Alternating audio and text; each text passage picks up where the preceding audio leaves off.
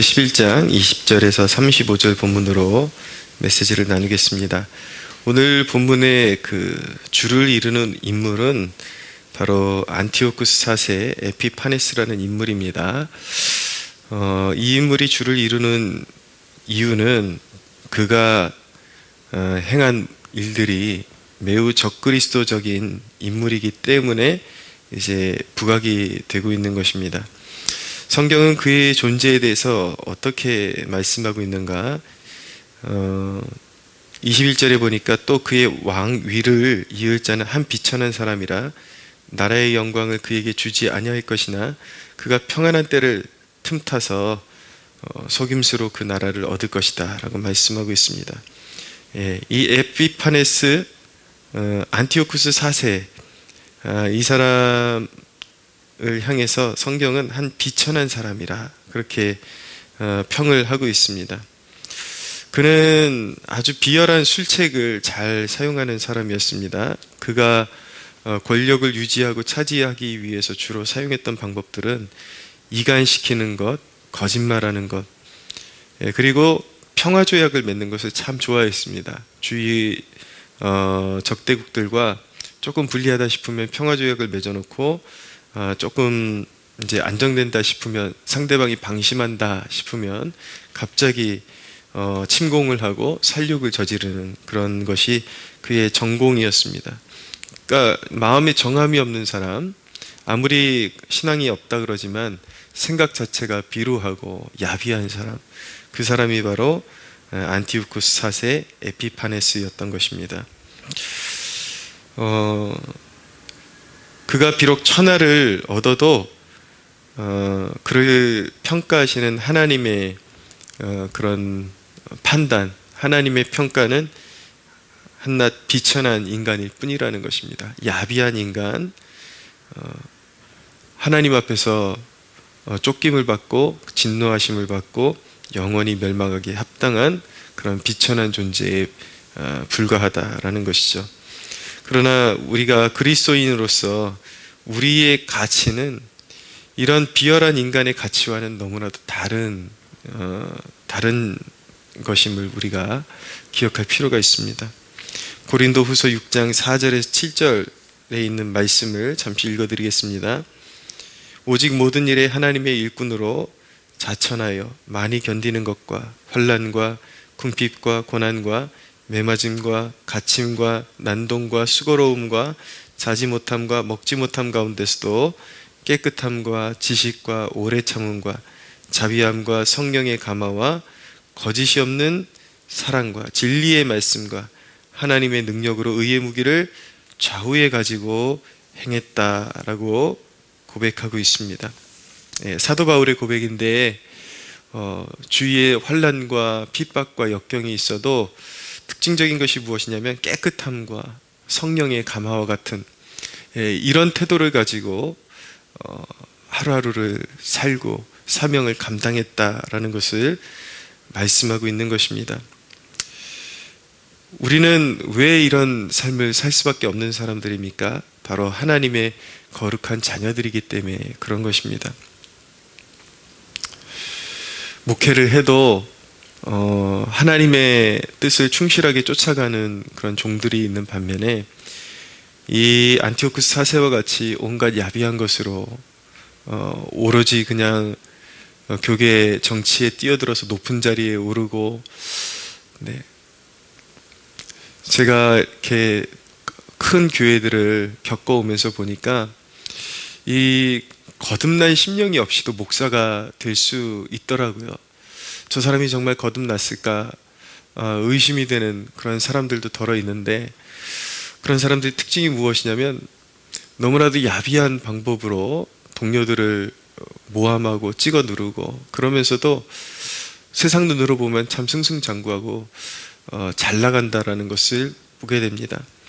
그러나 하나님이 평가하시는 것은 그가 얼마나 높은 자리에 올랐냐, 얼마나 그렇게 능력 있게 주변 사람들과 경쟁해서 이기고 세력을 얻었느냐, 그것이 아니라 얼마나 그 마음의 순결함을 가지고 있느냐, 얼마나 그 고결한 가치를 지켜나가고 있느냐, 하나님의 자녀다운 그러한 모습으로 그러한 신앙의 양심을 지켜나가고 있느냐, 그것을 하나님은 더 귀히 보시고 그것을 통해서 사람을 평가하신다라는 것을 우리가 깨달아야 하는 것입니다.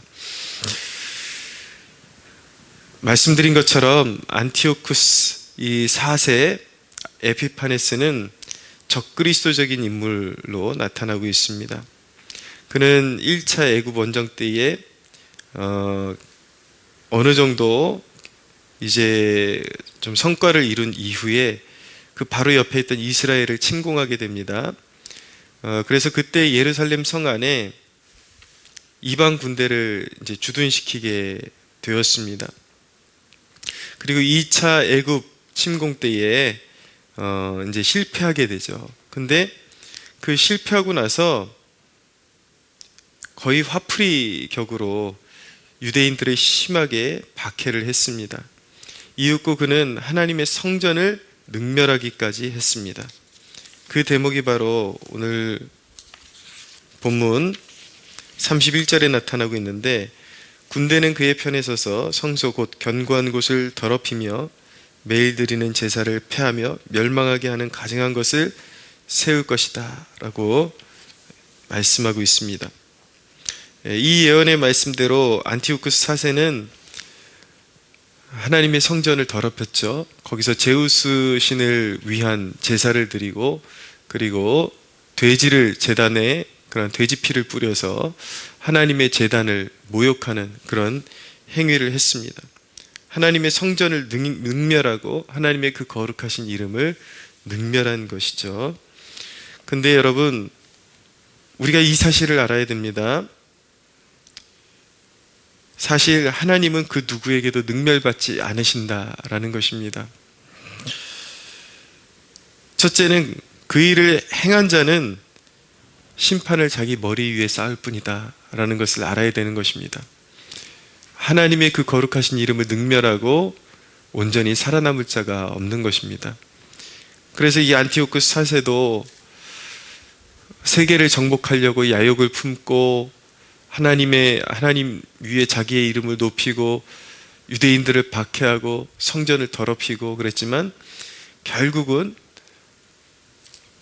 그의 권세가 주어진 그 때까지만 그 일을 하나님이 허락하셨지만, 때가 무르익었을 때 하나님께서 사람의 손으로 말미암지 않고 그를 심판하셔서 죽이게 되죠. 그의 내장이 썩어서 죽게 됩니다. 그의 영혼은 영원히 멸망의 자식이 되어 꺼지지 않는 불지옥에 떨어지고 만 것입니다. 두 번째로, 이런 일들은 오히려 배교자들을 걸러낼 뿐인 것입니다. 신실한 하나님의 사람들을 이런 일들이 아무리 성전을 능멸하고 겉으로 박해를 한다 그럴지라도 신실한 하나님의 백성들을 능멸할 수는 없는 것입니다. 오히려 그런 박해를 통해서 진정한 하나님의 백성들은 더욱더 순결해지기 마련인 것이죠. 그래서 안티오쿠스 4세의 그 성전을 더럽히고 유대인들을 핍박하는 그 과정 가운데 그 핍박에 반응하는 두 가지 부류가 있었다는 것을 성경이 말씀하고 있습니다. 32절에 보면 그가 또 언약을 배반하고 악행하는 자를 속임수로 타락시킬 것이나, 자, 그들의 핍박을 통해서 타락시킬 수 있는 사람들이 있었습니다. 그 핍박에 따라서 하나님과의 언약을 배반하는 배교자들이 일어났다라는 것입니다. 첫 번째 부류의 반응이죠. 두 번째 부류의 반응은 무엇이냐면, 오직 자기의 하나님을 아는 백성은 강하여 용맹을 떨치리라 라고 말씀하고 있습니다. 자, 이 핍박에 두 부류의 사람들이 나타나는데, 언약을 배반하는 자들, 배교자들이 있었고, 두 번째로 용맹이 저항하는 자들이 있었습니다. 오늘 이 다니엘의 말씀이 저는 목회자로서 너무나도 더 마음에 와닿는 이유는 무엇이냐면, 이 예언의 말씀은 역사의 끝에 나타날 적그리스도에 대한 예표를 보여주고 있다라고 말씀드릴 수 있습니다. 아주 노골적으로 하나님 나라를 대적하고 자기를 신이라 높이는 그런 존재가 분명히 나타날 것이죠. 그러나 인류의 역사 가운데는 간간히 이런 적그리스도적인 그런 예표적인 역할을 하는 존재들이 나타나 왔습니다. 히틀러도 그랬고, 저 북한의 김일성도 그랬고, 스탈린도 그랬고, 네, 간간히 그런 역사들이 일어났죠. 그리고 지구의 역사, 오늘날 우리가 사는 이런 역사에 보면은 이런 중국 공산당이나 이 공산주의 사상을 가진 자들과 같이 하나님의 교회를 욕보이는 그런 존재들이 일어나고 있습니다. 그런데 안타깝게도 이 모습을 보니까 지금 우리 사회의 모습을 또한 보는 것 같은 그런 느낌을 지울 수가 없습니다. 자, 제 주위에도 보니까 이제 정부가 예배를 드리지 말라고 비대면 예배로 다 바꾸라고 그렇게 이제 강압을 했죠. 비대면 예배를 드려도 20명 이상은 절대 예배를 드리지 말아라. 정부가 예배 인원까지 제단해 주는 시대가 되었습니다. 대한민국이 아무리 뭐 일제 핍박이 있었고 뭐 그런 일이 있었고 역경이 있었고 전쟁이 있었고 그랬지만 교회 예배 인원을 제단하는 권력은 이때까지 존재하지 않았고 제가 이 땅에 살아오면서 처음 겪는 일인 것입니다. 어느 누구도 하나님의 예배의 인원을 제한할 수는 없습니다. 그런 사태의 위중함을 따라서 교회가 자발적으로 그런 어떤 이제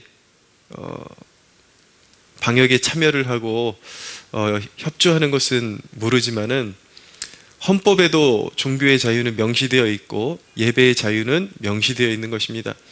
심지어 미국 대법원에서 아무리 코로나가 창궐하고 전염병이 창궐해도 하나님을 섬기는 예배의 자유를 박탈할, 그리고 정부가 권력이 그 예배의 인원을 제한하거나 교회를 차단할 수 있는 권리는 없다라는 것을 천명을 했죠. 근데 이 나라에서는 그런 일들이 자행되고 있습니다. 왜입니까?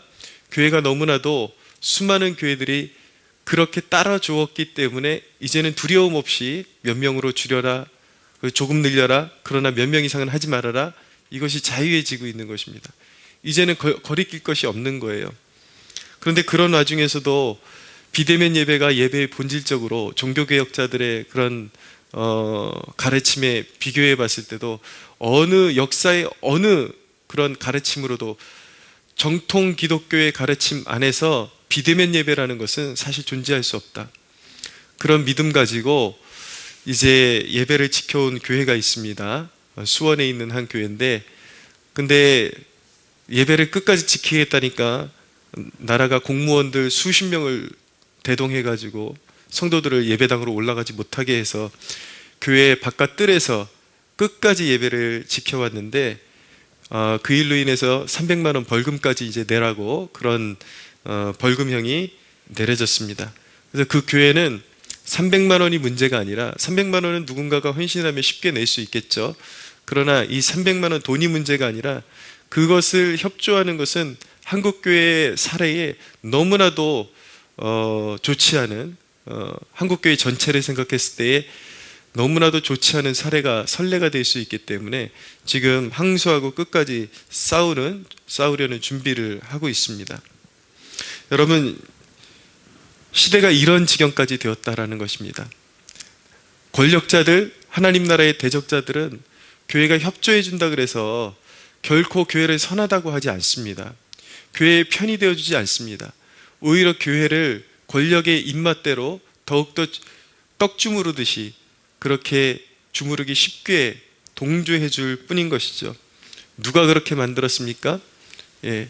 제가 의인으로서 이 자리에 서 있는 것은 아니지만, 저도 동일한 죄인이요 부족함이 많은 죄인이지만, 하나님의 종들의 사명은 교회를 지키는 것이요, 목동견이 목자의 양떼를 지키기 위해서 생명을 버려야 하는 것처럼 하나님의 교회를 위해서 생명 걸고 지키는 것이 목사의 본분이라고 생각합니다.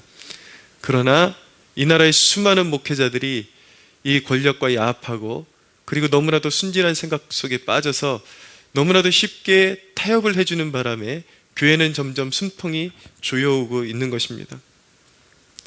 지금도 민노총 집회는 진행되고 있습니다. 하겠다 그러면 하는 것입니다. 수많은 사람들이 모여서 그렇게 시위를 하고, 그런데도 불구하고 이 정권은 자기의 그런 표밭이나 아니면 드세게 저항하는 세력들에 대해서는 입도 뻥끗하지 못합니다.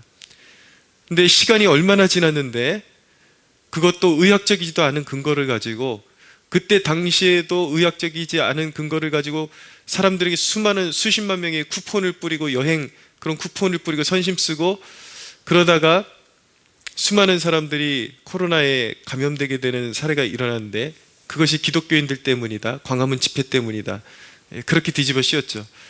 근데 지금 민노총 집회는 다 허락해주고 있고 계속 그렇게 강행하고 있는데도 불구하고 지금 이제 와서도 코로나는 과거에 광화문 집회 때문이다. 정신병자들 아닙니까 이거? 그런데도 불구하고 교회가 거기에 동조를 하고 있고 예배를 살릴 생각을 하지 않고 있습니다. 치사율을 보십시오. 지금 전혀 진전이 되고 있지 않습니다. 어느 사회가 이 정도 위험성을 놓고 교회가 문을 닫습니까? 온라인 예배라는 새로운 버전을 만들어내면서까지 하나님의 예배를 폐하는 이런 일을 감내합니까? 여러분들도 그래도 코로나 기간인데 그건 방역이니까 따라야 되는 것이고 그런 순진한 생각 버리지 못하고 그러면서 예배는 드리지 않고 있지 않습니까? 온라인 예배도 예배라는 빌미를 가지고 어느 정도 참여하는 척하다가 이제는 그마저도 시들어가고 있지 않습니까? 그렇게 위험하다고 하면서 돈은 벌러 다니죠. 하나님이 여러분들 경제생활만큼도 못하신 분입니까? 돈은 벌러 다니면서 예배는 가지 않고 있습니까? 목회자로서 다른 활동들은 다 하는 거 알고 있습니다. 사람도 만나고 노예도 하고 목회자들 모임 모이고 카페도 가고 이동도 하고 여가 생활도 하고 다 하죠. 그러면서 예배는 권력자들이 시키는 대로 교회 문 닫거나 비대면 예배라는 그런 핑계로 수많은 노약자들과 어린아이들은 사각지대에서 어디로 사라졌는지도 모르는데 양들은 돌볼 생각도 안 하고 계속해서 예배를 폐하고 있지는 않습니까? 물론 핑계는 되겠죠. 예배를 폐한 게 아니다. 예배 드리고 있다.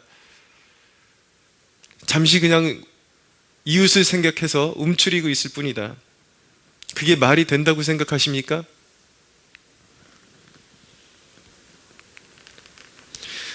여러분, 누구 말 맞다나 지금은 진정한 개혁의 시기입니다. 그러나 그가 말한 것처럼 온라인 예배가 진정한 종교개혁이 아니라 이제는 정말 자기의 육신의 입맛대로 예배를 내려놓는 사람들을 교회에서 걸러내야 될 때가 되었습니다. 권력자들이 교회를 이렇게까지 업신여기고 핍박하는데도 하나님의 편에 서지 못하고 권력자들의 편에 서서 오히려 교회를 권력자들의 잣대로 교회를 정죄하는 인간들이 있습니다. 이런 설교하면 왜 정치적인 설교하냐 그러죠? 이게 어떻게 정치적인 설교입니까? 하나님의 교회를 지키자고 하는 설교죠. 하나님의 말씀을 붙들고 하나님의 교회를 지키자고 하는 설교죠.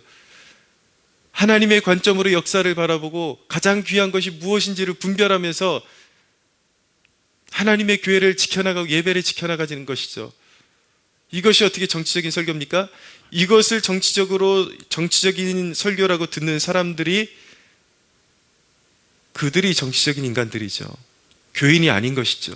성도가 아닌 것이죠. 이제는 걸러내야 될 때가 되었습니다. 하나님의 교회를 능욕하고 세상 앞잡이가 되어서 교회를 능멸하는 사람들을 교회에서 걸러내야 될 때가 되었습니다.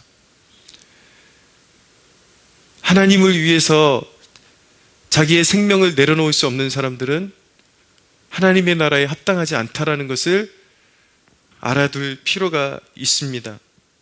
진정한 개혁의 시기인 것입니다. 저는 이 나라 교회들이 지금이라도 깨어나서 효율적인 저항운동을 일으키기를 소원합니다. 소독하고 마스크 쓰고 거리 두고 방역하는 것은 필요한 방역은 자발적으로 하되 정부가 나서서 교회 몇 명까지 예배 드려라, 드리지 말아라, 문 닫아라, 뭐는 하지 말아라, 사역에 침해하는 것. 이 시대의 목회자들이 진정한 하나님의 종들이라면 분명한 의사를 표현해야 된다고 생각합니다.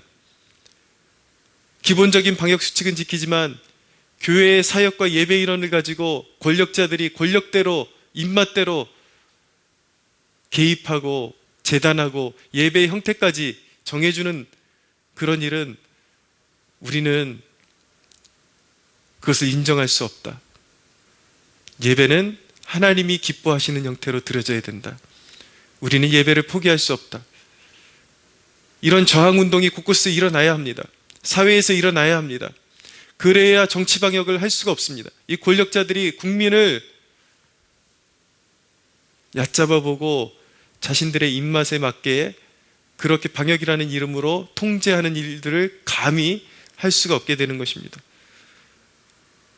저는 강력히 소원합니다. 이 땅의 교회들이, 목회자들이 지금이라도 속히 깨어나서 강력하게 권력자들에게 저항하는 일들이 일어나기를 소원합니다. 오늘 본문 35절에 보면 또 그들 중 지혜로운 자 몇 사람이 몰락하여 무리 중에서 연단을 받아 정결하게 되며 희게 되어 마지막 때까지 이르게 되리니 이는 아직 정한 기한이 남았습니다. 무슨 말씀이냐면, 쉽게 말씀드리면